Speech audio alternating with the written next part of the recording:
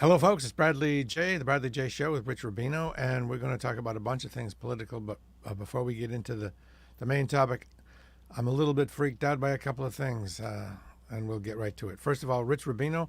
Rich is the author of a bunch of books. One of them is The Great American Political Trivia Challenge, Political Trivia on Steroids. it's fun. It's huge and fun. So, uh, we will talk about primary challenges in presidential races. That's our main topic. But first, a couple things.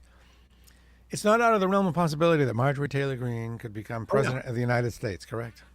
That is, yes, it is a possibility. Theoretically, if Donald Trump were to choose her as his running mate and then Donald Trump were to die, theoretically, she would become president. Now, I think that realistically, I don't think Donald Trump would select her. I think he would select somebody who would be seen as more electable. Christine Nome, for example, the governor of South Dakota, is someone I kind of see as Trump's running mate, kind of written all over it. There are others, Governor Reynolds from Iowa, for example. But it Perhaps, could, but it's Donald Trump, and he might have a slash and burn policy. Who knows what he'll do? He really could. She's working towards it. He he does appeal to that crowd. I know what you're saying. Well, why, if he appeals to the crowd, why does he need her? He would get somebody that appeals to right, somebody else. I right. get that. But on the other hand, look at what she's done. Look at she's on committees now. She's famous. She's a household word. Her name is a household word. It could happen, and that's just a scary thing. Well, Yeah, I do think it's unrealistic. I think there are other people that can placate that base. There are a lot of other people. I think she's somebody who would be seen as too extreme. I think that Donald Trump, if he's running to win, and I do not think that he would ever choose somebody that potentially would be almost so off the rails that the entire time, if he chose, usually what you want when you choose a running mate, you want at best neutral, but what you really want is you want positive press. all And you're right. not going to get a lot of positive press because they're just going to be showing all the things that she had talked about. They're going to be showing her saying that Q is a patriot, for example, and it's just something that I don't think Donald Trump Right. wants. And she's defending the person who did the leaks. What is? Oh, yes. One other thing about her I need to Yeah. bring up again. Last week I recommended a boycott against everything of Yep. her district. No tourism. Businesses leave. Other businesses offer to go there if she leaves. And you said that, well, those boycotts, those sanctions, they hurt the little person. And I go at the time, I go, oh yeah. But then I realized, wait, that's what I want. It's those little persons who are voting for her. They're the ones that should be punished for supporting her. So I once again am a big fan of anything the rest of the country can do to turn the faucet off down there. I would love that. Now, to Clarence Thomas, Supreme Yes. Court Justice Clarence Thomas, shouldn't he resign? Or Well, shouldn't he be forced to resign? I will just Shouldn't make he be kicked off for being corrupt? theoretically, and there is precedent for a Supreme Court justice to resign. Abe Fortas? If that's just what I'm saying, ethical proprieties, yes, Abe Fortas. Abe Fortas was an interesting guy. He was actually so Lyndon Johnson chose him. He actually wanted him to become a Supreme Court justice. He was a really close ally. He had actually defended him in 1948. There was a dispute over his election to the United States Senate. They were very close allies. So Johnson persuaded Justice Goldberg to essentially take a seat as ambassador to the UN so we could put Abe Fortas on. And interestingly about Abe Fortas, and imagine this happening today. Abe Fortas continued to advise President Johnson while an associate justice to the Supreme Court. He would be at meetings. They would talk about potential nominees for lower courts, for appeals courts, for example. And he actually worked on one of his State of the Union addresses with President Johnson and his coefficients. So he was very much an ally of President Johnson. What Well, the whole happened? point of the court is to have it be a separate branch, correct? Yes, it's supposed to be. Alexander Hamilton said it'll be the least dangerous branch. It's supposed to be a co-equal.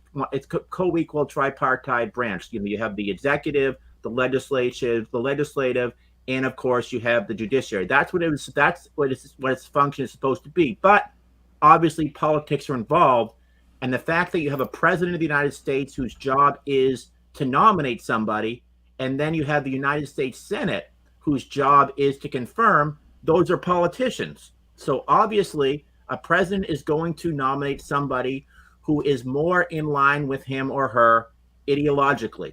So if it's a conservative, For example, conservatives tend to want restraintist judges, meaning somebody who will look at the Constitution and will look at the Constitution literally. Now, I say literally, but very few people actually look at it literally. If you take it literally, if you took literally what the language of the Constitution, then it essentially you would be able to yell at 3 a.m. You'd be able to go outside and you'd be able to yell and scream because you say, well, it says Congress shall make no law, and that is essentially abridging my freedom of speech. Now, the United States Congress makes the courts will essentially say, more so the courts will essentially say, well, that depends on the time, place, and manner. So the word reasonable is kind of the invisible word in the Constitution. So it's really not taken literally, and very few people would actually argue that somebody should be able to go out at 3 a.m. and just start yelling and screaming. And by the way, a lot of people make this analogy. They'll say, what about you can't yell fire in a crowded theater when there's not a fire? Actually, that was a little addendum to another that a Supreme Court justice wrote, but actually there's nothing in there that says you can't do that specifically. So I wouldn't recommend it, but theoretically, constitutionally permissible, yes, that part of speech is. But everything, Yeah, but not constitutionally guaranteed either. that's when it goes to the Supreme Court. For example, the Second Amendment, there was a case that went to the Supreme Court about, do you take the Second Amendment literally? And Justice Scalia basically said, the conservative justice who was considered more of a restraintist, he basically said that yes, individuals have the right to carry a handgun, but it is not an absolute right.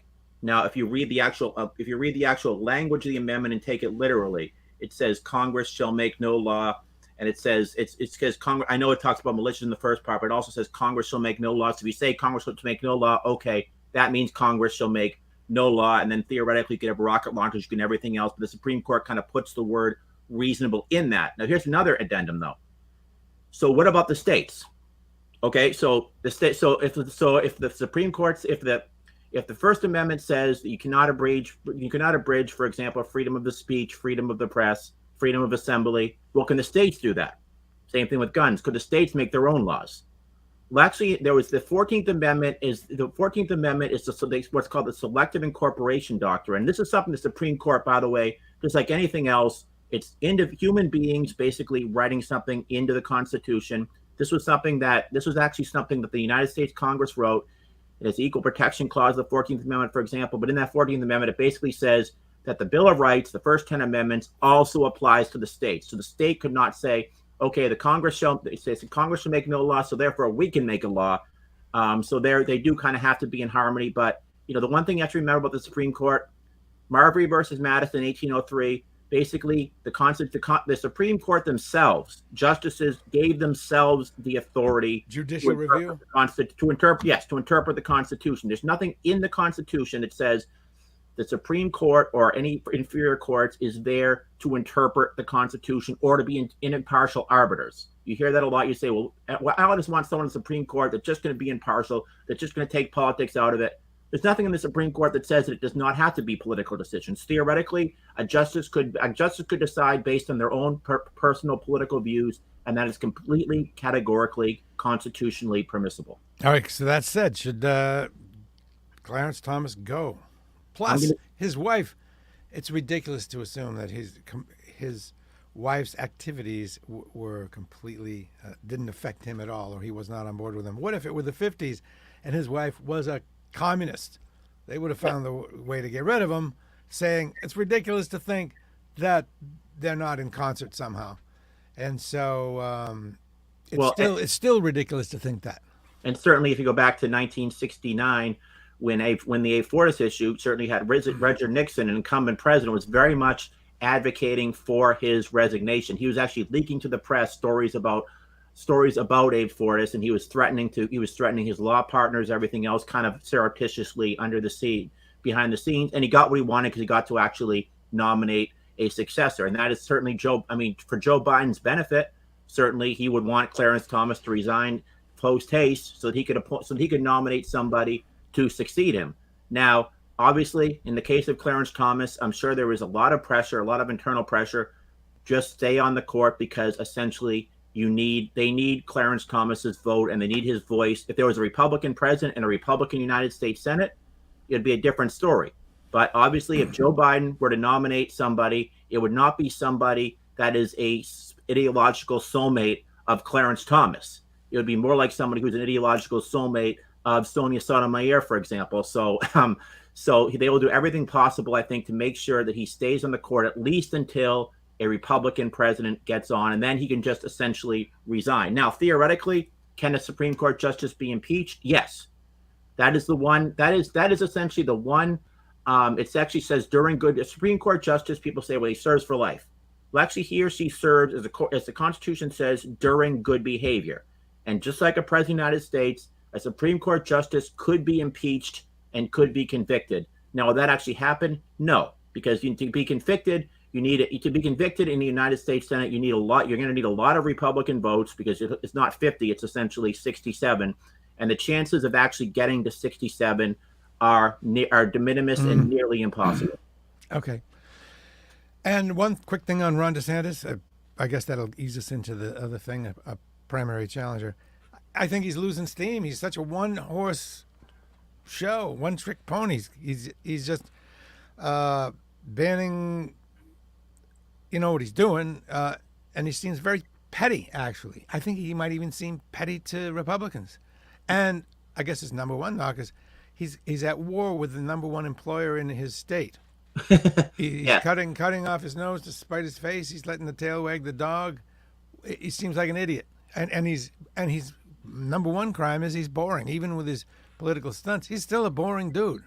Well, that's something, first of all, that Nikki Fried, who actually ran in the Democratic primary last time and lost to Charlie Crist against, who eventually lost miserably to Ron DeSantis, is basically saying why, for example, is he going out of state talking about how he's going after Disney, essentially won him back in the state. And that's first of all, the biggest hurdle an incumbent governor faces is essentially whenever they leave the state, the other party or other people in that state are going to say, why are you spending so much time out of the state? We need you back in the state. And we saw Mike Dukakis in 1988. He really ran into that problem because as the Massachusetts miracle started to fizzle a little bit, he had to go in and he had to negotiate, and he had to certainly work on budgets. He had to actually do the job of governor of Massachusetts. And you start. I mean, so it's a very interesting phenomenon. He does have, I don't think he's a one-trick pony thing. The other thing that he has is and this is an argument that he makes a little bit, but I think it's certainly he would make more of when he's trying to run against Donald Trump. If I were him, I would look to Donald Trump. I would say, you've lost the popular vote 2 times, and in 2006, in 2022, because of your influence, we did not take control of the United States Senate. As a matter of fact, we actually lost a seat, which is basically unprecedented for a political party in a midterm election. And he would say, well, look at me. I was elected governor of Florida with by less than 32,000 votes, an extremely close election. What happens 4 years later? I'm reelected with almost 60% of the vote, the biggest landslide of any Florida governor, Bob Graham. That's what I would say, and he says it a little bit. And George W. Bush said that in 1998, but he needs to get beyond, obviously. You can go after the woke ideology, and that's going to help you in it with a certain segment of the Republican primary. But you know what? Just about half the other candidates are going to do the same thing. They're all going to be going after woke, and he'll say, well, I functionally went after woke, but you cannot win simply by going after woke when everybody else is doing it. Right. And even though he did well in his most recent gubernatorial election, since then, I bet you people are kind of, a lot of people work for Disney, and a lot of people see the economic problems with, what if Disney leaves? I mean, it'd be pretty difficult to pack up Disneyland and leave, but still. North Carolina's trying to bring him, trying to see him to come now. So yeah, we'll move all that stuff over here. That's all that Florida has, really. The Everglades. One thing I see that Florida should do marketing-wise, and they do it a little bit, is this is the freedom state. You're tired of all the rules in your dumb state? Come down here where there's no rules. Shoot guns, eat gators, ride a fan boat. This is where freedom lives, down here in Florida. I'm Ron DeSantis. I guess he could do the freedom thing. But the woke thing's starting to seem small and repetitive and over. And some people do have a problem, even down there, with going to libraries and taking out books like Fahrenheit 451, like, Big Brother. It's kind of weird. I get that they don't want certain things taught to their children, but That's almost a bridge too far. Okay, let's get into the main thrust Oh, of the thing. That was Chris Christie that went a bridge too far. Oh, that's right. Very good. So, which was a similar kind of weird small town beef. That seems like Ron DeSantis. He can't. He's into these counterproductive statewide beefs that I don't think are serving him well. Anyway, primary challengers. Let's do it. Yes. Well, this is why it's interesting, because so far, and Joe Biden, by all intents and purposes, this week is going to officially launch his presidential campaign, running in 2024 rather. So the question is, will there be any primary challengers? And the answer literally is yes. You had Marianne Williamson, the self-help guru who ran last time, never got anywhere, although she did get further than Kamala Harris. And then you have Robert Kennedy Jr., who's actually can theoretically pick up some support on the left, certainly, and on the right. If you listen to his announcement speech, right behind him, there are people with placards that said, "I'm a Kennedy Democrat," so certainly he's using his last name. But the fact that he is, for example, he was against the vaccine mandates, and he was very much against lockdowns, kind of making a liberal case against lockdowns, basically saying that it was a war on the poor because it was the poor people who were most disbenefited from the lockdowns. He actually took on Donald Trump and said, "I blame Donald Trump for the lockdowns because Donald Trump was the one who essentially went along with this." So it's interesting, but the fact of the matter is most observers don't think either of them has a legitimate chance of actually winning a caucus or winning a state anywhere. So the question is, first of all, what if there was a legitimate person that ran against Joe Biden, somebody from the left, someone in the Bernie Sanders ilk, for example?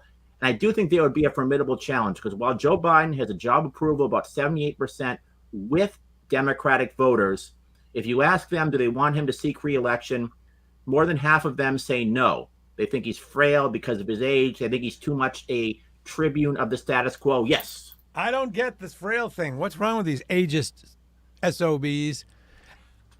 Roosevelt had a wheelchair, couldn't even walk. Oh, and look at Woodrow. Yeah, I was going to say, yeah, there's certainly this is the master narrative. I think a lot on the right have certainly propagated, and some on the left continue to listen to that, and they'll say he does look too old. We need somebody younger. Interestingly, if Bernie Sanders last time around in the last presidential election, his best demographic were 18 to 25-year-olds, and Pete Buttigieg, who actually was under 40 years old during his presidential campaign, his worst demographic was that, and his best demographic were the older Democratic voters, because I think they saw it was fascinating. I think part of it was the younger voters saw Pete Buttigieg as kind of the son, the polite son of every father, kind of like what every father or grandfather wanted their son to be like, kind of very establishment oriented. Mm-hmm. They see Bernie Sanders, the long hair, and well, not long hair, but the curly hair, and kind of his his outlandish attitude and everything like that. And they say that's somebody who we actually have more sentiment in, which I guess says that politics is not necessarily about pandering by trying to be like somebody. It's by telling them more what they want to hear. That's why, for example, Donald Trump, who certainly, is not a Southerner, is certainly not an evangelical, yet there are evangelicals in the Deep South who would absolutely die for him, even though he's really culturally kind of alien to them. So I think that's a little bit of it. But in terms of Joe Biden, that's the biggest criticism of him. Now, very few voters are actually, at the end of the day, going to vote based on age. Last time around, 94% of Republicans, I always say, voted for Donald Trump. 94% of Democrats voted for Joe Biden. It's something that I think is kind of off-putting to a lot of Democrats, but the bottom line is, unless there is a major challenger to Joe Biden, that challenger is not. Joe Biden will sail to get the nomination. Now, the question historically, would Pete Buttigieg ever, since we talked about him, would he ever mount any sort of legitimate challenge? Do you think the country's at a point where you could have somebody in the White House that was not married to a woman, maybe not even married at all? Could a single guy be elected? Well, it worked for James Buchanan, and actually, it worked for Grover. It worked for Grover Cleveland too, because he got married. He was 46 years old. He married a 21-year-old who he used to push in a baby carriage in the White House. Okay, but the answer is yes. And actually, in terms of the gay issue, in terms of the issue of accepting of homosexuality, I've never seen an issue move the needle the way this has. I mean, I've never seen, in terms of gay marriage, in terms of everything else. For example, back in 2008, Barack Obama, Joe Biden, Chris Dodd, John Edwards, Hillary Clinton, Bill Richardson were all running for president, and they all opposed gay marriage. Barack Obama said to a group of religious voters, "I believe marriage is between a man and a woman." In 2011, as they were gearing up for re-election, Joe Biden said that he supports gay marriage. He's the first person to run, the vice president, the first major Democrat who was in the Obama administration to officially say that. Obama then came after that. Now you have a scenario where in 2022, I cannot think of more than 2 or 3 Democrats who are actually opposed to gay marriage. And if they're opposed to gay marriage, they probably support civil unions. The Republicans just voted to essentially put into law that they support gay marriage, and it's really a non-issue. The only thing you might hear from Republicans, some might say, I think it's a state issue, not a federal issue. But basically, support for gay marriage, it started with Rob Portman, Ohio, Dick Cheney before that. It's almost the establishment position now for a Republican to support gay marriage. As a poll came out in South Carolina in the Bible Belt, a majority of South Carolinians now support gay marriage. In 2008, the Democrats who supported gay marriage, were running for president, they were Dennis Kucinich, Mike Gravel, and Al Sharpton. And all 3 of those were considered fringe candidates who never had much of a chance. If you were actually going to win the nomination, you could not support gay marriage. Now, imagine any Democrat running for president or just about anything else who actually opposes gay marriage. They would be seen as a fringe person, and they would have no chance. I've never seen an issue move the way it did. And yes, I think that would be almost a non-issue if Pete Buttigieg were the nominee. Another issue that's kind of strange is federal marijuana legalization. Yeah. Oh, there's a weird thing that it's not legal. All these states are making all kinds of money. The sky has not fallen, and the people that used to bust your drug dealer are now your drug dealer, and that's nobody seems to mind. What's the holdup with people like a candidate saying, I want to make it legally federal? I think federally legally. And there are candidates who say this, and this is fascinating too, because certainly go back to the Reagan, Bush, and Clinton years. Ronald Reagan was very much, you remember, saying no to drugs, and Nancy Reagan going on different strokes. No. And then George H.W. Bush actually gave a speech about the war on drugs, and Joe Biden, the senator from Delaware, gave the Democrats' response. And Joe Biden basically said that President Bush does not go far enough on the war on drugs. We need to do more. Bill Clinton, this was an issue he was seen as vulnerable on in 1996 when the economy started to pick up and the Republicans couldn't take on the economy. One issue they said, well, look at the drug abuse under the Clinton administration. Look at the increase in drugs. Why hasn't Bill Clinton done much? And Bob Dole would go around the country and he would say, we need more. We need to revive what Nancy Reagan said. Instead of, just say no, we should say, just don't do it. Just don't do it. The thoughts that somebody 72 years old saying just don't do it is going to stop somebody 18 years old from doing marijuana is probably, there's probably very little chance it's going to do that. But Bob Dole was basically saying that. So as a result, Bill Clinton really beefed up the effort. And he would spend a lot of time going, and he would use his presidential platform, his bully pulpit, if you will, barnstorm the country, talking about drugs, talking about what we can do about it. He had Plan Colombia in 2000, which eventually the United States put a lot of money into Colombia to try to eradicate the flow of drugs. But now we are in a state where particularly with the issue of marijuana, I think that most Democrats now favor the legalization, and it was actually voted on. There were very few that actually Congressman Pappas from New Hampshire was one of the very few. Congressman Henry Cuellar from Texas, who actually voted against legalizing it, and certainly that includes at the federal level. So very similar, those two issues. I think what it shows more than anything else is we're not necessarily on those issues. We're not conservative or liberal, but on social issues, we become more libertarian. People are essentially saying we have more to worry about than people's personal behavior. And when it comes to marijuana legalization and when it comes to gay marriage, the American people are either for the legalization or insouciant about it. One thing that's going on that I find pretty interesting is that Trump created the MAGA core in the House, and now he's using what he created against them he says that they are against Social Security and Medicare, Oh yeah. which is interesting because he created them and now he's like beating them over the head with their own club, kind of. Yeah, but this It's pretty smart. I hate to admit how smart he is. this is where he's at. Their mega Republicans are actually different than the kind of the stereotype of a Republican, not so much now, but certainly in the 80s and the 90s, was somebody who's very wealthy, who just wants the government essentially out of my pocketbook or out of my wallet, and essentially is looking for capital gains tax cuts. Right. Now the Republican, and even George W. Bush, when he was president in 2005, he went all over the country and talked about the idea of reforming Social Security. He said essentially that maybe we should have some sort of partial privatization.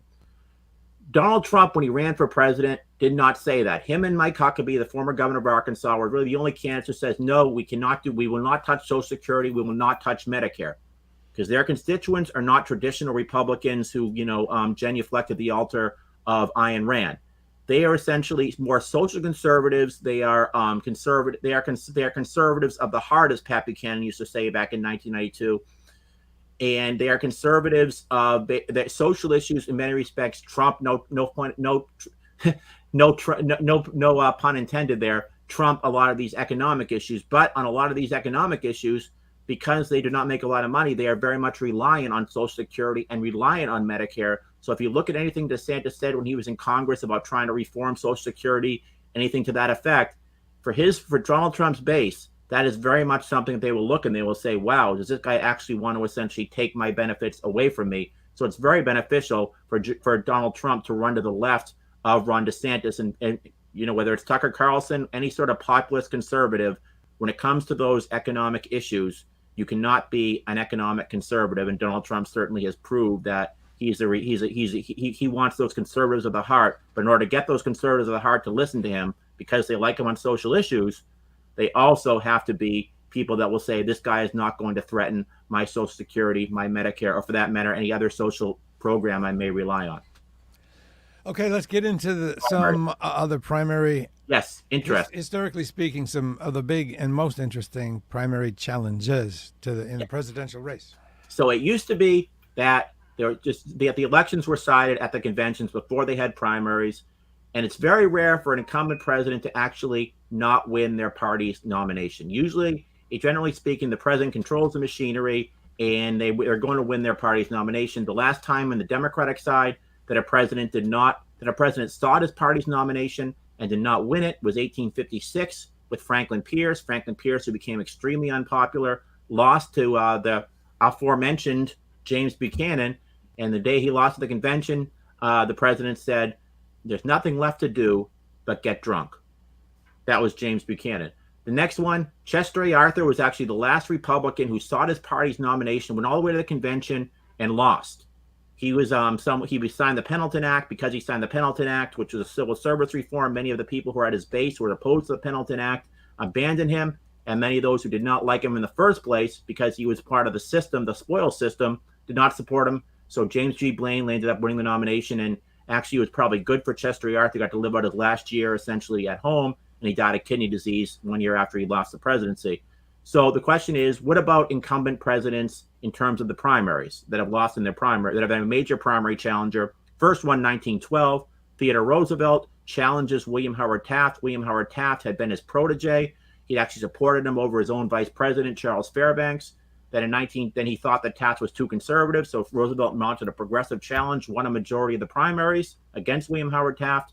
But Taft helped control the machinery at the convention, so Taft won the convention. So Roosevelt says, I've stripped to the buff and I'm going to throw my hat in the ring. And he ran as a progressive candidate. 2 months later, he was nominated by the Progressive Party, and he ended up actually winning more votes than William Howard Taft. Stripped to the buff, was that kind of like a wrestling image? Is that what?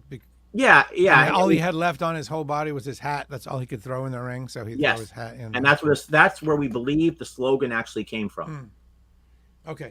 And then, so the 1940 was an interesting one. Franklin Roosevelt was seeking an unprecedented third term. Granted, sought a third term himself, but it was not consecutive. And you had John Nance Garner, who was the incumbent vice president, who actually announced in 1939, thinking Roosevelt wouldn't run. He was in there. And then James Farley, who was the postmaster general and the chairman of the Democratic National Committee, he threw his hat in the ring. Imagine a Democratic chairman of the Democratic Party and an incumbent vice president running against the incumbent president, but Roosevelt beat them both in the primary. Then here's what's interesting. 1952, Harry S. Truman is extremely unpopular because of the Korea War continues on. There's body bags are coming home, becomes extremely unpopular. There's corruption within lower levels of administration, and China had essentially fallen to the communists, and many probably unfairly blamed Harry Truman. So Truman sides he reluctantly lets his supporters put his name on the ballot in New Hampshire. Now, he didn't originally want his name to be put on the ballot in New Hampshire. He said, well, we're going to win at the convention. But he was embarrassed by Estes Kefauver, a senator from Tennessee, who actually defeated him in the New Hampshire primary. Imagine this, an incumbent president loses, Truman then drops out of the race, and eventually Adlai Stevenson, the governor of Illinois, wins the nomination. Kefauver, by the way, hated Truman and did a lot of investigations of the Truman administration. But at any rate, Truman was extremely unpopular, and this is very similar to happen in '68 with LBJ. Now, LBJ, and this is Eugene McCarthy, senator from Minnesota, runs against him. He was kind of an obscure senator. Basically, they called his office the Office of Sleepy Hollow because he was seen as kind of a lackadaisical or lazy, if you will, senator. But Robert F. Kennedy wouldn't run. Senator Metcalf wouldn't run. So Eugene McCarthy says, I'm going to run as I'm going to oppose the Vietnam War. So he was the anti-Vietnam War candidate. He was the only person who was really running as an anti-Vietnam candidate on the Democratic side. Actually, some Republicans supported him too, like Mark Hatfield of Oregon, kind of secretly. But he runs as an anti-Vietnam candidate. When he gets in, Governor King in New Hampshire says, Johnson's going to murder him. So essentially, they're making fun of him. They say this guy's going to get 10, 15% of the vote, and polls showed him at about 10% of the vote. But he worked diligently. His supporters went clean for Gene. These were former hippies who essentially got short hair. You know, when you're campaigning in Berlin, New Hampshire, and you're a hippie from New York City, it probably doesn't help you. But now all of a sudden, they're running across the country, and Eugene McCarthy shuns the political. Eugene McCarthy garners 42.4% of the vote that year, to Lyndon Johnson's 48%. Lyndon Johnson then drops out of the race. Actually, Robert Kennedy then comes in after seeing Eugene McCarthy did. Johnson then drops out of the race, and there was a poll showing that if the Wisconsin primary were held the next day, and the Wisconsin primary was coming up, Johnson would only would be losing by about 12% to Eugene McCarthy. And then Robert Kennedy comes in. So that was a challenge that knocked Lyndon Johnson out of the race, and eventually his vice president Hubert Humphrey won at the convention. 1976. Now, by the way, there were always these minor challenges. Like Richard Nixon had two challenges from the right and the left in 1972, but he went on to win the nomination. But in 1976, Ronald Reagan challenges Gerald Ford. Reagan basically says that Gerald Ford's policy of détente, which is a Nixon-Kissinger policy as well, is basically surrender to the Soviet Union. The fact that he did not allow Alexander Solzhenitsyn, the Soviet dissident, to come to the United States, to come to the White House rather than visit President Ford. Reagan said it was basically an assault on democracy. So Reagan gets in, he loses Iowa, he loses New Hampshire. Eventually, after about 6 primaries, he wins the state of North Carolina, and then he starts to roll. Look like he may actually win at the convention. It gets to the convention. The last time this happened to Republican, we did not know who the Republican nominee was going to be at the convention. So both sides really wrangled in order to get 100 delegates from Pennsylvania. Ronald Reagan, who was running a conservative, announced that he would pick Richard Schweitzer, a very liberal Republican senator from Pennsylvania, to be his vice presidential nominee. This completely backfired on him, and it actually, some Republicans, some conservatives either went to Ford or defected to Ford, or essentially were just so disgusted they didn't work as hard for Reagan, Jesse Helms in North Carolina being one of them. Now, it was an interesting instance this year. Nelson Rockefeller, the vice president who Ford had dropped from the ticket for being basically too liberal to kind of propitiate the conservatives, somebody's holding up a sign for Reagan, and Rockefeller takes it and throws it. And then, this is before we had cell phones, Rockefeller's talking on the phone, and a Reagan delegate comes over to try to retaliate, and his retribution, he took the phone right off the cord. So you have this scenario where Rockefeller's talking, saying hello, hello, hello to a phone, and it's been taken off the cord. But basically, Ford lands up eking out a victory and winning the nomination. He later blamed Reagan for his loss in the general election. And the most recent one, 1992, George H.W. Bush, he had promised, read my lips, no new taxes. Then he made an agreement to reduce the deficit. He went back on that. Pat Buchanan ran that year.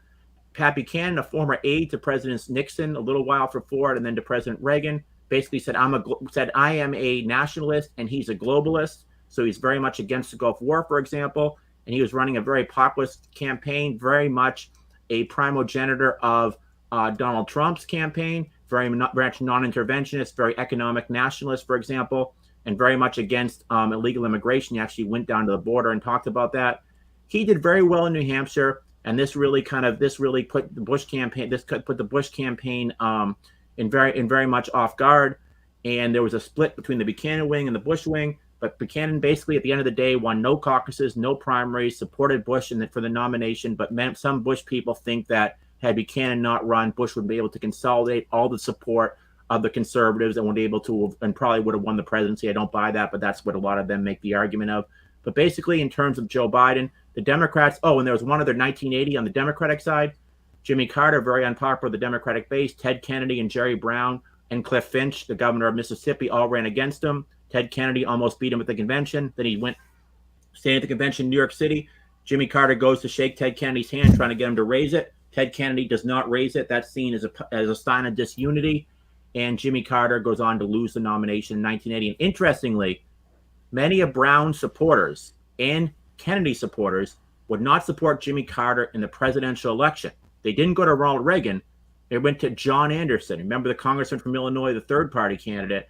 So they thought Carter was actually too conservative in many respects. So the point with Joe Biden right now, the fact that he has two minor challengers, I think the Democratic high command, intelligentsia, establishment will do anything they possibly can to make sure that Joe Biden only has these two minor, what they would consider kind of fringe candidates right now. If there's any sort of a politician, a congressman, a senator were to run, Joe Biden could theoretically be in trouble, but that also could spell trouble for them in terms of wanting a position in the party in the future. How about Chris Sununu as a primary challenger? On the Republican side, though? Yeah. Well, he's not running. Right now, I don't see where his path is. I get the fact that Larry Hogan is not running, who was a moderate governor, former governor of Maryland, probably helps him. First of all, in order to run, since he's governor of New Hampshire, he has to win New Hampshire, and he has to win New Hampshire decisively.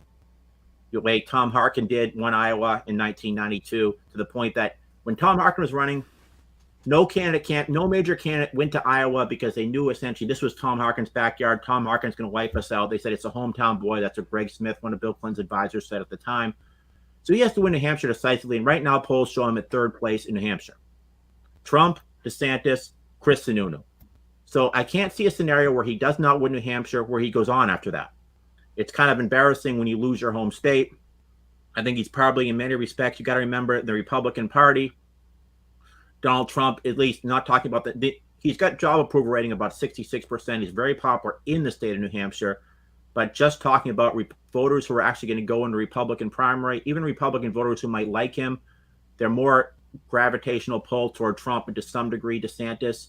So that's basically what his problem is going to be. I think the same problem with Nikki Haley and Tim Scott is they're coming in third and fourth respectively in their home state of South Carolina. And I just don't know how you come in third or fourth in your home state and then move on. We saw Marco Rubio, for example, when he lost Florida to Donald Trump, that was pretty much it because you can't win your home state. Elizabeth Warren came in third in Massachusetts. She had to drop out shortly thereafter. So I don't see where his path is. But that being said, I think that he's trying to kind of run as almost a counter-programming candidate as other candidates run as conservatives, as the other candidates run as Trump-type conservatives.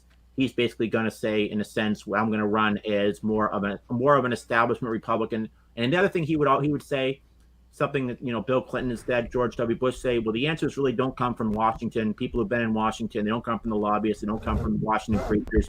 They come from the states, and I've been a governor, and we can actually balance budgets. We actually work together, something to that effect. And that might actually appeal to some voters, maybe some crossover voters, but I don't really see where he has a lane or a pathway to the nomination right now. Is Nikki Haley really running for vice president? Really? I don't think so, because if that were the case, I think that she would not be in this race, because when you're running against Donald Trump, it's no holds barred. You cannot run as a respectable alternative the way John Edwards in 2004, people thought John Edwards was running for vice president. against John Kerry. He was very respectful. His criticism was very tame. But Donald Trump is really going to excoriate and come after Nikki Haley. He's not doing it now because she's not above 6 or 7% in the polls. If she actually comes at him and is within 6 or 7 points of Donald Trump will do everything he possibly can to just absolutely annihilate her, to the point that you cannot see a scenario where Nikki Haley would be on the ticket with Donald Trump. If she were running for vice president, I think she would essentially stay in the private sector for a couple of years. She would campaign with Donald Trump, and she would not have kind of tried to disavow certain things that Donald Trump had done. And also her views on abortion, where she says essentially, well, I kind of respect the other side, that type of thing. That's something that I think can alienate her to some of the core base conservative voters. Or the best scenario for her would actually be what Kim Reynolds, the governor of Iowa, is doing, essentially just staying out of the whole presidential race, maybe, or someone like Christine Noem, the governor of South Dakota. Those are the two I would think have a better chance, or even Marsha Blackburn, the senator from Tennessee, of being Donald Trump's running mate. Is the abortion issue something that the Republicans need to swing around on? Is there sentiment in the country that is not as anti-abortion as it used to be? Are they going to need to address that? Yeah, it actually used to be a time when the Democrats were the party against abortion. Go back to the times of Ed Muskie and Hubert Humphrey, for example. A lot of that kind of changed right around the Reagan Revolution. Gerald Ford in '76 was the last Republican who actually supported abortion rights. But that is true. Most Americans, when you ask the question about abortion, the majority are pro-choice, but with limits. First of all, they do believe there should be exception for certainly the life of the mother. That always polls the majority. And then other things you say, rape and incest, but then you say, okay, what time limit? For example, Ron DeSantis last week signed a ban for all abortions after 6 weeks, and some Republicans are trepidatious that might be too much, at least in the general election, and that's something that the Democrats can essentially use as an incubus against Ron DeSantis were he to pocket the nomination. But yes, most Americans, they're not for abortion in the 9-month necessarily. Although if it's for the grievous health of the mother, or if there was some sort of other circumstances, many Americans would potentially understand that. Most Americans are kind of either conflicted, they're ambivalent, or they're somewhere in the middle. But they tend to lean toward being supportive of abortion rights, and I think that is something that will have deleterious effects on the Republican Party. What they usually try to do in the general election is they try to essentially avoid the subject. As soon as it comes up, they'll say something like, well, yes, I'm pro-life, but I'm also whole life, and something to that effect. I also support, I also believe that we should support all Americans, and we should support an education system. We should support American taxes. They'll try to deflect from that issue and immediately talk about something else. Donald Trump actually was an interesting aberration from that, because because Donald Trump had been somebody who had supported abortion rights in the past vociferously. When they asked him about it, he said essentially, I am going to nominate Supreme Court justices who will overturn Roe v. Wade. George W. Bush didn't say that in 2000. George W. Bush would say, no litmus test. Donald Trump said that categorically, and that helped to bring kind of incredulous conservatives, values voters, evangelicals to say, okay, we're going to try this guy. Then he becomes president. What happens?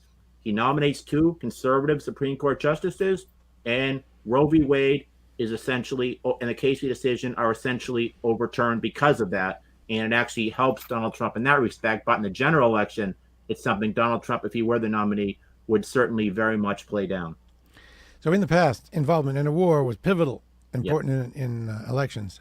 A couple of questions about the Ukraine thing. One, how much weight does that carry this time? And 2, something I've touched on before. It's kind of weird that back in the day, being pro-war was a Republican thing on 2 fronts. One, anti-communist, or just say anti-bad guy, anti the folks that are anti-U.S. And the other thing is, it used to be thought that war is good for business. And now the Taylor Greenes are saying we shouldn't be paying this money. Republicans look at war different in terms of business, I guess, or at least Taylor Greene. And I want to remind her that this creates a lot, business-wise, it creates a lot of jobs. You know how they farm out the jobs to most every state, like 40 states. Here, you build these HIMARS shells, you build this, you build that, jobs everywhere.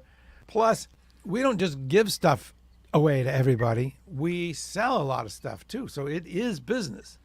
How much weight does the whole Ukraine war carry? And talk a little bit again about the shift in how the Republicans, or at least the super extreme folks from insane clown Posseville, vote or think about war. Well, first of all, it's interesting you said pro-war. It reminds me of when Hubert Humphrey was being interviewed by Playboy magazine in 1968, and he asked for President Johnson. President Johnson, someone suggested, well, President Johnson supports the Vietnam War. He says, no sane person likes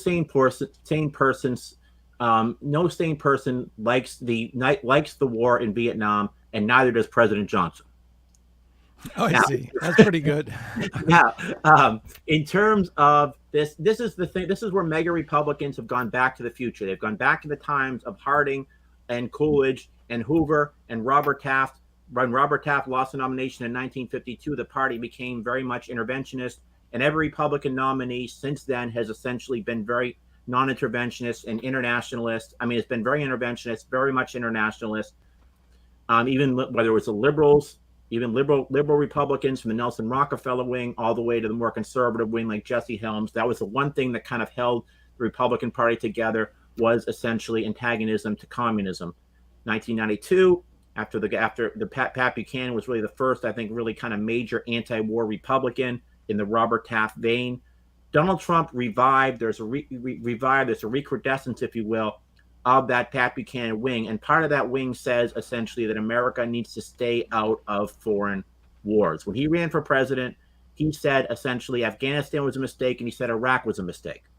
Ron Paul ran on that same platform in 2008. After he said a statement, he said that they're over here because we're over there, meaning essentially that because of our interventionist policy, that's why we were attacked on 9/11. The next day, the chair of the Michigan Republican Party says, no, Ron Paul should essentially never be brought back to another debate. Now it's become the establishment position, which is very much anti-war, and Republicans have essentially, this is again that where the right kind of meets left. Republicans now they're very much, for example, voted for the end of the use of authorization of force that was, for Afghanistan, for Iraq, going back to the Gulf War. Many conservative Republicans like Chip Roy from Texas worked with the most conservative Republican, worked with Barbara Lee, one of the most liberal Democrats, the only one who actually voted against the resolution to go into Afghanistan back in 2001 and literally had to have armed guards to protect her because there were so many threats. They worked together to repeal the use of authorization of force, for example. So it's a very interesting phenomenon. But yeah, I think that Marjorie Taylor Greene wing, the conservative wing, the Freedom Caucus, they are not people who like intervention overseas. They want essentially to spend the money at home. Now, the status quo Republicans, they very much support the status quo ante, the status quo before Donald Trump.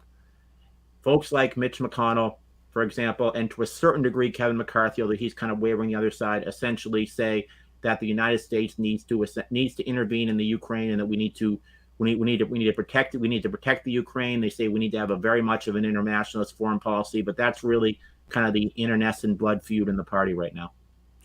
All right, at least one more question. Kevin McCarthy, yes, is playing his brinksmanship with the national debt and the debt ceiling. Yep. Is that used to pay off? I guess they go through this thing very often.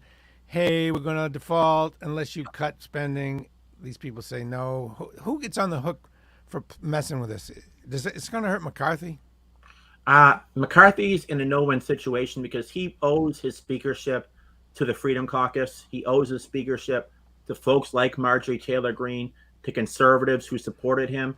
And if he does anything that appears that he's trying to be conciliatory to the Biden administration, all it has to do, Matt Gaetz has to say, motion to vacate the chair, because even in that agreement for him to become Speaker of the House, they can have a motion, only one person, then they can vote theoretically on a successor to Kevin McCarthy. Now, my guess is, Kevin McCarthy, his history, he's a conservative, but he's kind of an establishment type of a conservative.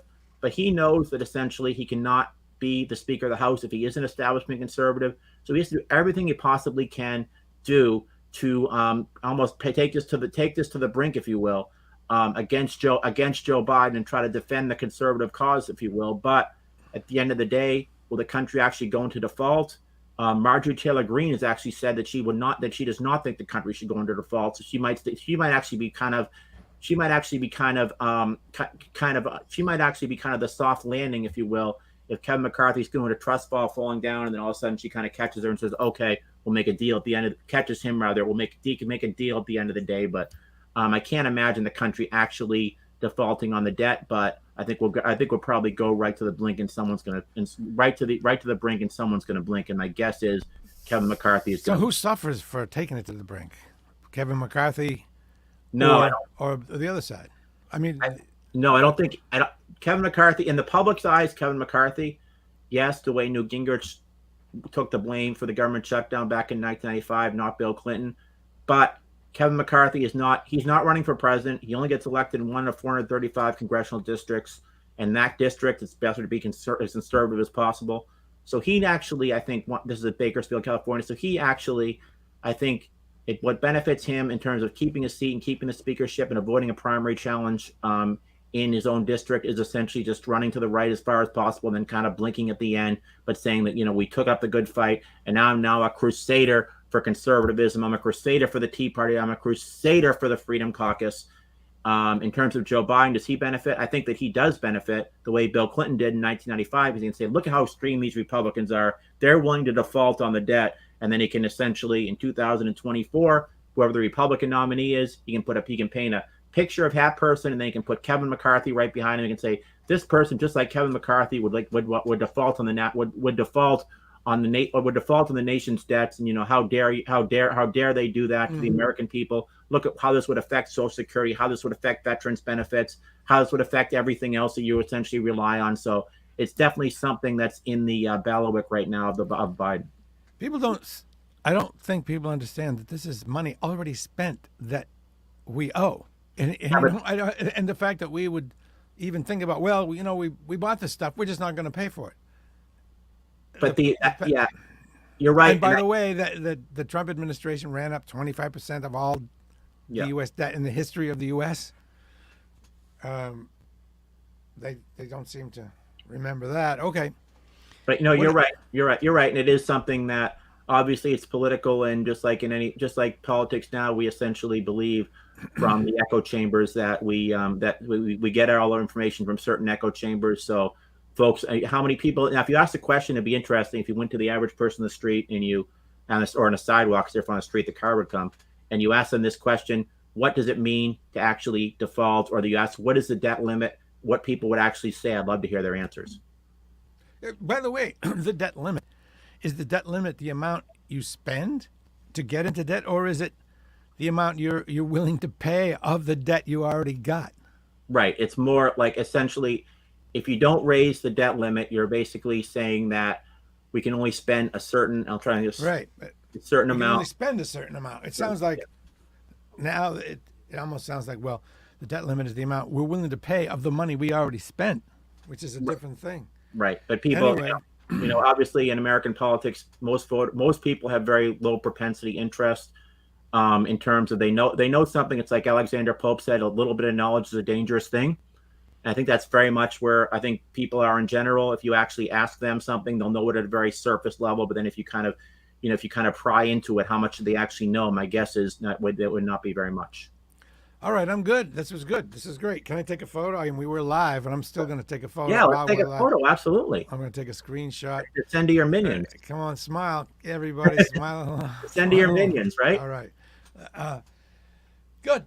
I appreciate it. Friday is the beginning of the weekend, and I appreciate you taking your time out from the beginning of your weekend to do this with me. By the way, I haven't told you this. I'll tell everybody at the same time. Going away, so the next 2 Fridays, I won't be able to do this. So I'm going away. Okay. But after that, we'll be back on. And what else? I guess that's it. Well, thank you very much, Rich Rubino, political historian and fun guy, and author as well. Show him the book again. You got it right there. Oh, yes. The Great Political History. The Great American Political Trivia History book. Yes. It's a tongue twister, and it weighs a lot. It wouldn't fit in a Christmas stocking, but it would fit on the coffee table. Yes. Yes. Categorically. All right. Good. Thank you, Rich Rubino. I'll talk to you soon. Thank you so much for having me in on Gown again, Bradley, and have a nice vacation. All right. Bye, Bye. everyone. Hold on there.